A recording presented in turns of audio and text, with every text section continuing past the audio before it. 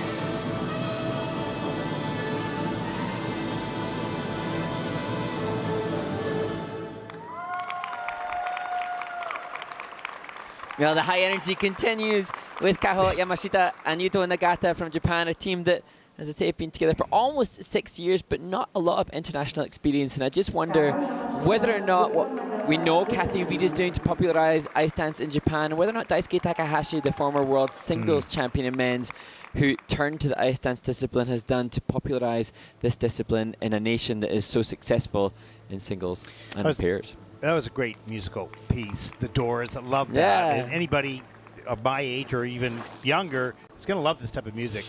And they were pretty good. They had a solid basic standard of skating skills were really good. And interesting that they chose to do that rotational lift as their first element, normally reserved for later in the program. And here, as we see it team on team, the size of this Paso Doble 1 is a bigger pattern than that from the Finnish team that have competed already, indicating stronger skating skills.